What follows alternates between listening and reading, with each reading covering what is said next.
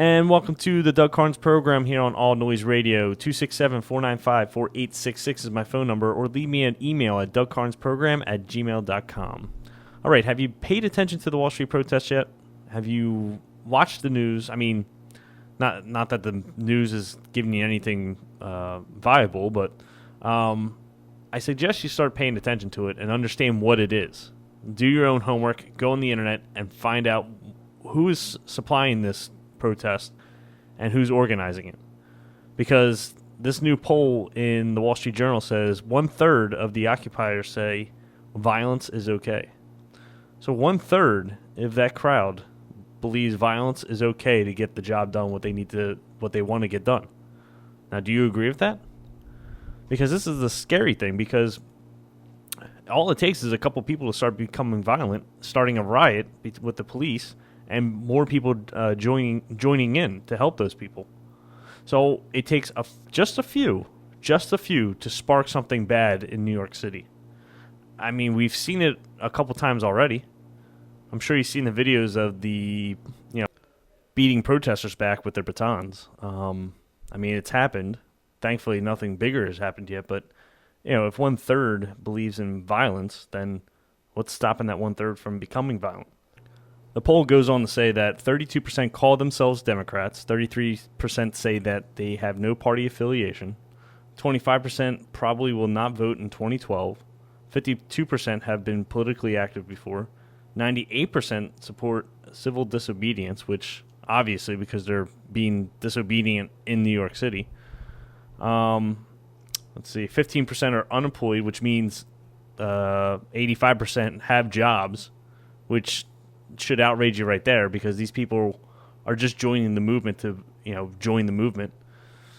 Let's see, and the last one here, 48% claim that they will not vote to re-elect the president, which is pretty amazing coming from a very leftist crowd.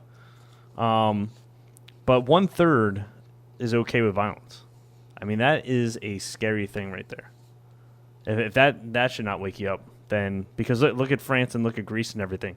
They're having riots day after day after day over there with these protests. And spontaneously, the Wall Street protests, the Occupy Wall Street or Occupy fill in the blank, has popped up in 82 different countries on Saturday. So spontaneously, it popped up in 82 different countries. Now, if I remember with the Tea Party, we didn't have a spontaneous pop-up of 82 different rallies in 82 different countries in one day. That's not spontaneous. That is organized by somebody. So if you hear on the news that, it was just the spontaneousness of this protest is just so great, question yourself with that, because what have you ever heard of with something popping up 82 times in one day? I mean, that's not spontaneous. That is organized. And this thing is just picking up more and more momentum as each day goes on. So, I mean, you got Anonymous, which is this group of hackers that cannot be found. They are usually behind some of the worst cyber attacks in the world.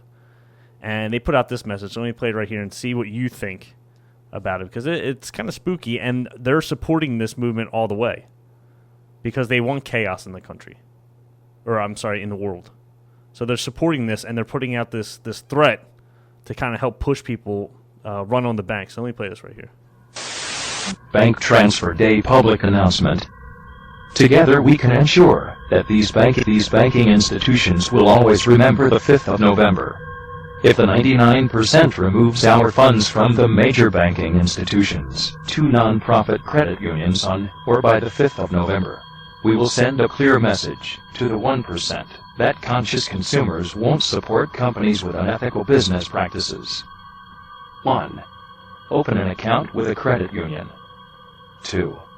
Transfer your funds to the new account on or before 11/05. 3. Follow your bank's procedures to close your account. 2. Find a credit union near you. Click here. For more information, visit the official Facebook page. Click here. All right, so that's anonymous saying that we should run on the banks, which, if you've paid attention to history, that is not a good thing. If everybody takes their money out of the banks, you collapse the system, because it's the velocity of that money that needs to run through the system. And they take the money that you put in the bank, whether it's your savings or checking, and then they lend that out to other people for loans. And eventually the system just keeps moving. But if you take that money out, it's going to stop moving abruptly, and it's going to cause a major collapse. It happened in the 1930s, and if they get what they want on November 5th, then you're looking at another collapse. I mean, you need to start paying attention to this stuff. It's gaining momentum, and the average American is not paying attention. And again, something else on these protests. I just found this audio on the internet. Remember when I said this is a communist socialist movement? Well, wait till you hear this crowd cheer for these quote-unquote special guests that are now joining up officially, even though there have been communists and socialists in this group, which is mostly these students. But now it's official, and they cheer for him. So let me play this for you. I bring greetings and solidarity from the Communist Party. We are here, marching side by side. We'll sleep here. Hey guys, what does the red flag mean? Communism? Yes, sir. You guys are communists? Yes, sir. 99%. We'll be with this movement till we make all the changes that we know we have to make. All right, so this Communist Party is going to be with this movement until they can make all the changes they want to make. What do you think that is? Communism. They want to see communism. They think communism is so good that it's going to save the world. Well, let me ask you this. When was the last time a communist country saved the world? I'm pretty sure the only thing outside of their country, whether it was the Soviets or Cuba or Venezuela, I'm pretty sure they hurt the world more by either attacking other countries or destroying their own economies. So just name me one communist country that has succeeded and made a better life for everybody. Name one. And don't give me China, because they murder millions of people a decade.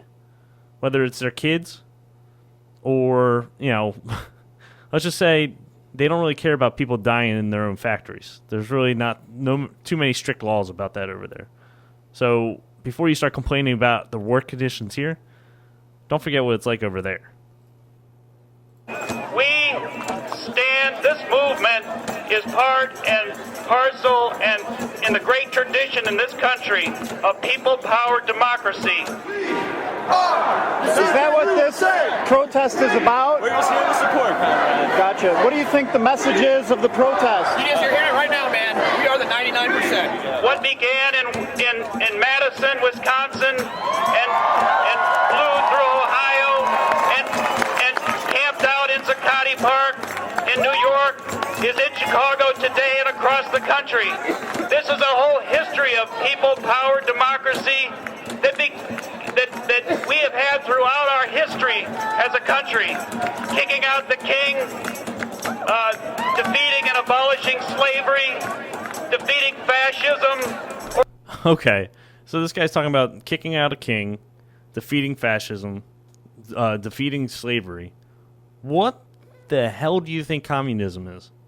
Like, they seriously are so delusional. Whether this guy believes that communism will solve all these problems, or he's just lying to the crowd to get them on board, and eventually will, show how communism actually does enslave people and create fascism and create a quote-unquote king or czar, just like in the Soviet Union.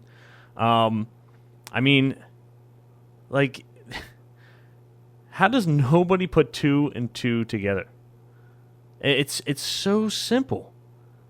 Like, what do you want? Do you want liberty, freedom, and capitalism? Or do you want communism, where everybody is held to the same level, making the same amount, doing different jobs? Is a doctor going to do a good enough job making 50 grand a year than a trash guy? No. You're highly mistaken if you think that's going to happen. What is the incentive to go to medical school and work hard as a doctor? I wouldn't want him operating on me or giving me prescriptions. I wouldn't trust him. It's so simple, and it goes back to this very simple analogy, and this is for the students. Okay, so you're in a class. You have a grade levels of A, B, C, D, and F. Well, some kids get A's, some kids get F's, some kids get D's, some kids get B's, and most get C's. I mean, that's the average. That's the bell curve, if you remember the bell curve. So those kids with the A's, well, you know what? They have all you need is a C to pass. You know, all you need is a 2.0. So those A's, they have too many points. They don't need them. The kids with the F's need them. You know, they need to pass. They need to get an education. So you take the points away from the A's, bring them down to maybe a B or a high C, and give those points to the F's, so that brings them to either a high D or a low C. Isn't that fair? I mean, that's how communism works. That's how socialism works. But I guarantee you every student would say, well, no, I earned that A. Well, guess what? The rich people earn their money. And if there's any wrongdoing in earning that money, like a Bernie Madoff, then he should be sent to the court system, tried, and convicted. Why isn't there any kind of investigation against these bankers that everybody says are committing crimes and killing people? Show me the evidence. I'll be right with you. But there is no evidence. You don't have it. You can't show me. You can't prove it to me. So I don't know. Most of you people protesting on Wall Street and Philadelphia and Chicago and all that, I don't want if your goal is communism, we're going to go through in a later segment. Everybody's favorite person, Glenn Beck, came out with like 200 questions. And they're very good questions that maybe you should ask the average protester or yourself. Because everybody wants to collapse the system into something else, but nobody knows what, I'll play this audio clip of a documentary that, there's some people that have no idea why they're there, and some say they're for going back to primal ages where everybody just hunts and gathers, and that's it. Like, no technology, no system of, trucking food from place to place. You're on your own, every man for himself. And that's what some of these people want. And some want anarchy, some want communism. So we're up against a break, but when we come back, we'll start touching on, I have this Charles Payne video I need to play for you. He works for Fox News, and he got in kind of a argument with Russell Simmons and the protesters, and I have to side with him because he makes such a great point. So we'll play that and much more when we come back.